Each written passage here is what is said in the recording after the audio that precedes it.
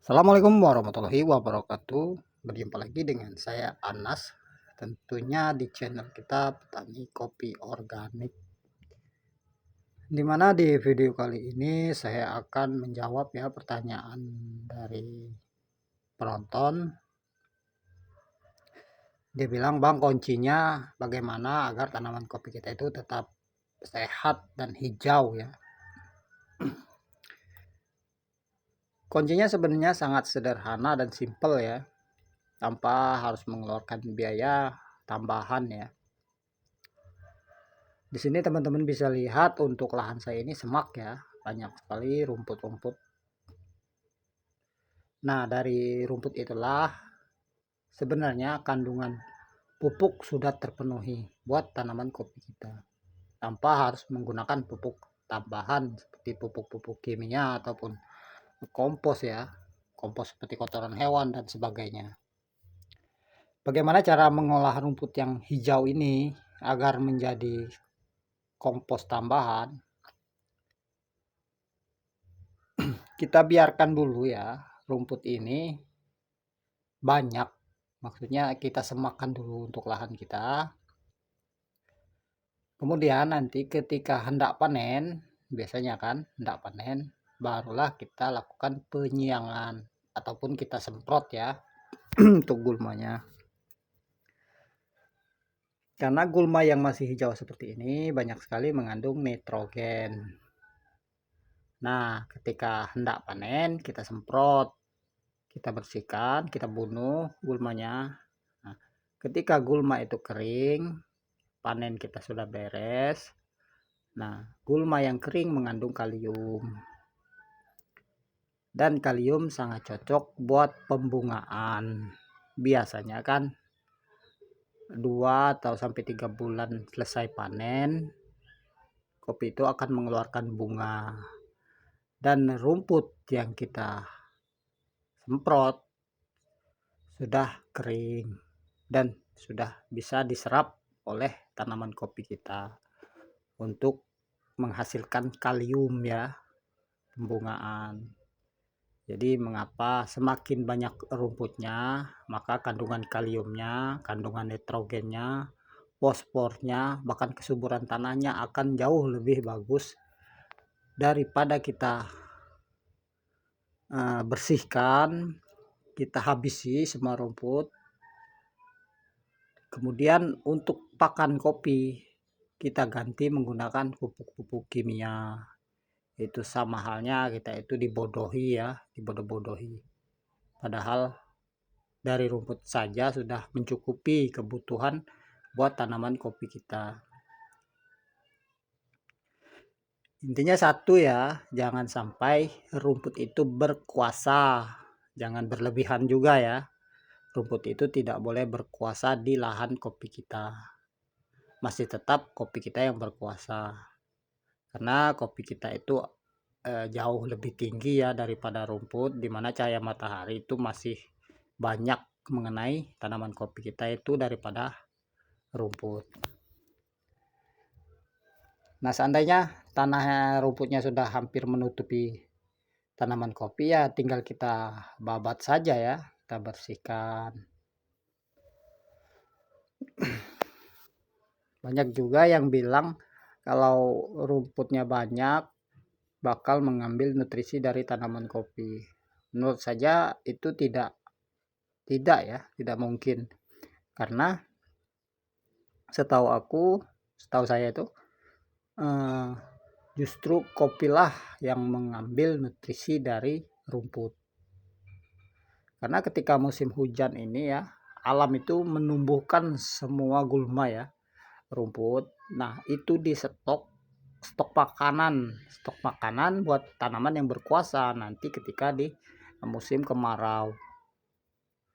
Dimana rumput ini nanti akan mati dan akan menjadi unsur hara buat tanaman kopi, tanaman yang berkuasa ya, bukan sebaliknya. Tapi bila rumputnya yang berkuasa, mungkin saja nutrisi dari tanaman kopi kita akan diserap sama rumput. Mengapa kita harus bisa mengimbangi ya? Rumput itu masih standarnya di bawah tanaman kopi. Jangan sampai menutupi tanaman kopi kita.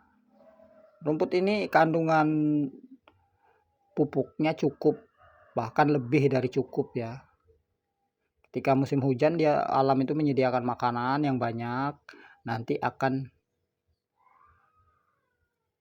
buat stok makanan ketika musim kemarau. Mengapa kalau mau menyemprot itu mending di saat kita mau panen ya, kopi sudah merah, mau panen, boleh kita lakukan penyemprotan ataupun penyiangan lahan ya. Sebulan 2 bulan selesai panen, rumput ini sudah sudah kering ya. Rumput yang kering banyak mengandung kalium. Nah, sedangkan kopi hendak berbunga itu 2-3 bulan setelah panen kan. Berarti cocok dengan rumput yang sudah kering tadi. Rumput yang sudah kering tadi banyak sekali mengandung unsur kalium dan kalsium. Sehingga untuk kebutuhannya nanti ketika kopi ini berbunga, dia sudah ada ya. Stok makanannya sudah banyak. Dari bangkai rumput yang kita semprot ketika panen kemarin.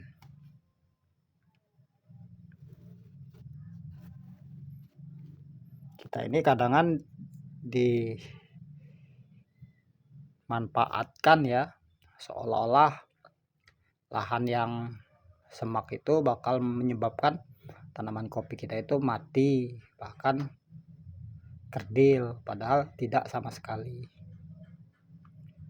Banyak juga orang yang membuang pupuk yang dari alam. Ini kan pupuk dari alam ya namanya. Seperti rumput ini tuh diambil semua, dibersihkan, kemudian diganti dengan pupuk-pupuk kimia. Nah, itu sebenarnya kurang bagus ya. Karena kimia itu sejenis obat ya, bukannya pupuk buat tanah. Dimana kimia itu sifatnya langsung ke tanaman kopi ya, tidak akan memperbaiki tanah. Dimana tanaman kopi kita tadi akan memiliki nafsu makan yang tinggi. Apabila kita tidak menyediakan makanan di bawah seperti kompos dan tanah yang subur, maka tanaman kita akan lemah ya. Percuma kita kasih obat kalau tidak kita kasih makanan. Tanpa obat juga sebenarnya kopi kita itu bisa sehat ya.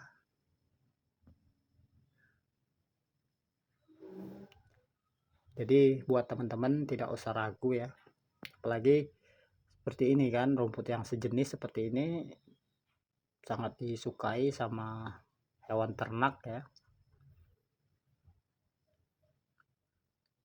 Sebenarnya tidak perlu dibasmi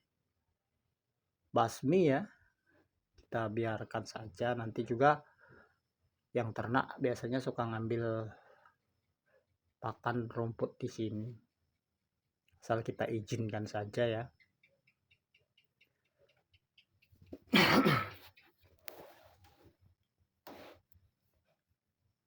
Banyak sekali keuntungan ketika kita membiarkan rumput seperti ini ya.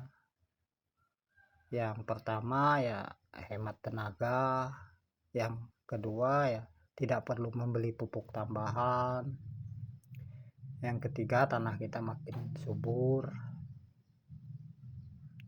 Banyak sekali. Tapi kalau kita ini kadang mempersulit diri kita sendiri ya, mempersulit pekerjaan, dimana pekerjaan yang awalnya tidak terlalu ribet dibuat ribet dengan cara mencangkuli tanah,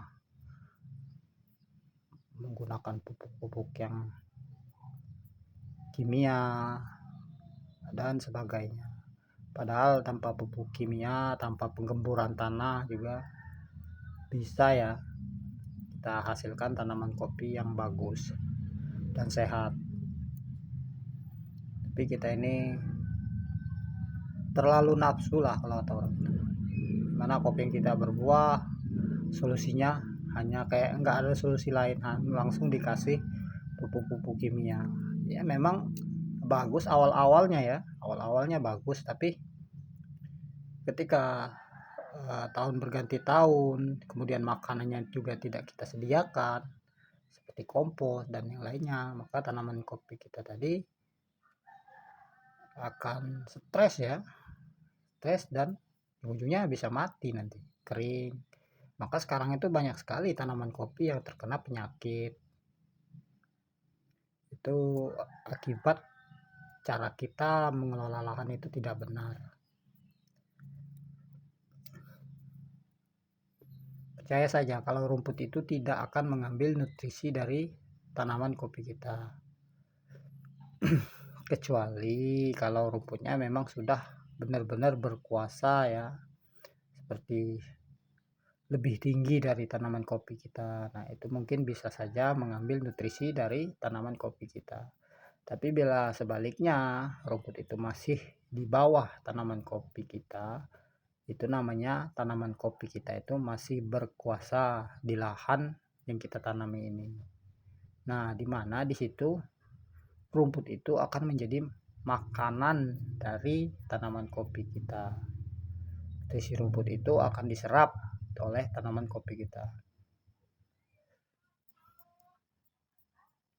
Jadi enak ya, dan juga jangan mau dipermainkan ya oleh penjual-penjual pupuk yang nggak jelas kadang kan.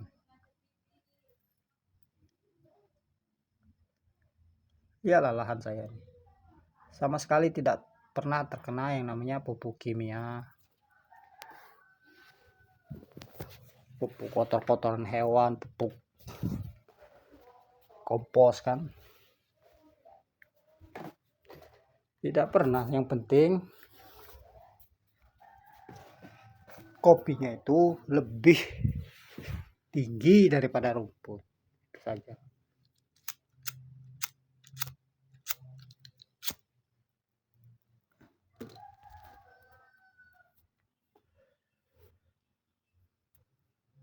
Justru yang ketika lahannya bersih ya, itu bisa membuat tanaman kopi kita tadi kekurangan nutrisi, dimana rumput itu akan tumbuh dimanapun berada ya, bahkan di tempat-tempat yang tidak umum juga kadang masih tetap tumbuh rumput. Asal ada tanah saja rumput itu bakal tumbuh. Nah, bila rumput itu sudah tidak mau lagi tumbuh di lahan kita, ya bagaimana dengan tanaman yang kita budidayakan kan, seperti kopi yang kita tanam ini kan. Sedangkan rumput saja yang liar yang bisa tumbuh di mana saja tidak mau tumbuh di lahan kita. Justru semakin banyak rumput bakal semakin banyak kompos tambahan. Dan juga kalau kita terlalu sering membunuh gulma ataupun rumput, selalu kita spray kan, kita racun. Kalau rumputnya masih kecil kemudian kita racun, nah itu biasanya langsung terkena ke akar dari tanaman kopi kita. Nah, itu bisa menyebabkan tanaman kopi kita tadi menguning kadang karena terkena racun tadi kan. Tapi bila rumputnya memang sudah semak seperti ini kan, sudah tinggi, kemudian kita lakukan penyiangan dengan cara kita semprot ya menggunakan racun rumput, maka yang terkenanya hanya rumput ya, tidak sampai ke akar dari tanaman kopi kita.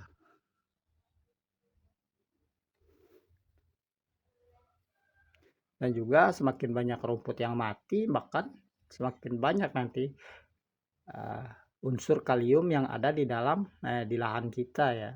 Jadi kita tidak perlu lagi menambahkan pupuk yang mengandung kalium tinggi.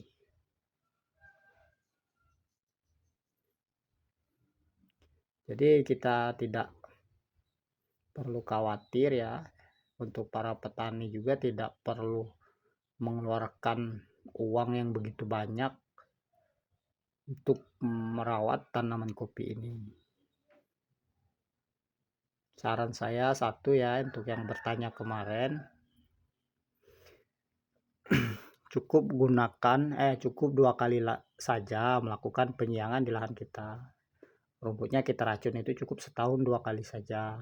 Ketika hendak panen kopi ya, ketika kopinya sudah merah semua, kan sudah waktunya panen, baru kita semprot.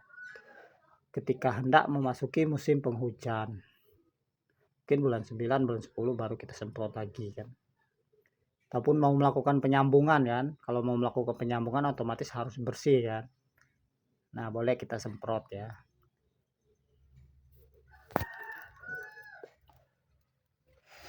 Tidak perlu ketika ada rumput langsung kita semprot.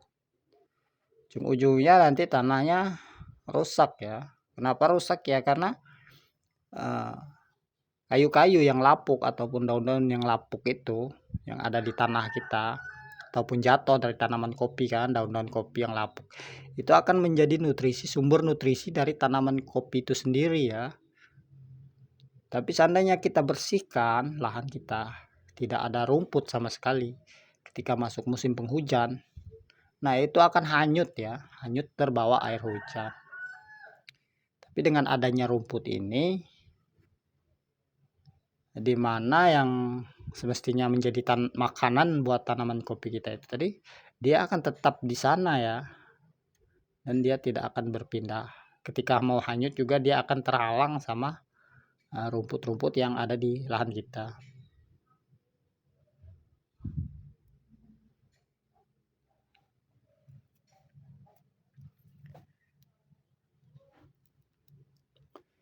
Alam sudah menyediakan kompos, pupuk buat ditumbuhkan ketika musim penghujan. Tapi kita ini malah kita buang ya, kita basmi. Kadang kan belum sempat tumbuh, masih kecil-kecil, aku lihat tangga itu sudah dibersihkan. Dibilang ya nggak enak lihatnya. Kita kan bukan ingin lihat kopi ini, kita ambil hasilnya.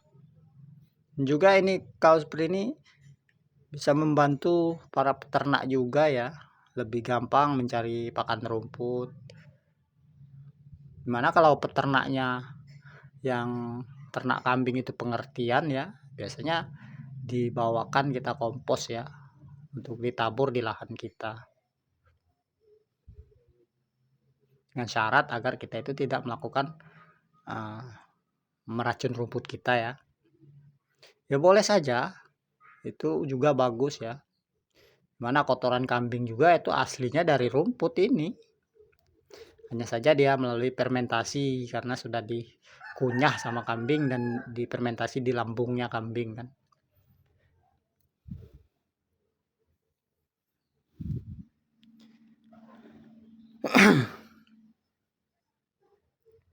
Jadi ya mungkin hanya ini saja penjelasan dari saya, semoga paham dan mengerti dengan apa yang saya sampaikan, dan tolong juga dukungannya ya buat saya agar lebih semangat lagi dalam mengupload video, membagikan sedikit banyaknya ilmu tentang bertani kopi. Jangan lupa like, komen, dan subscribe-nya, dan juga bagikan ya video-video yang dari saya ini ke sahabat-sahabat petani yang lain agar jangan mudah terpengaruh sama iklan-iklan pupuk ya, agar jangan tidak dibodohi. Oke, mungkin hanya ini saja ya video dari saya, semoga bermanfaat. Saya Anas pamit undur diri. Assalamualaikum warahmatullahi wabarakatuh.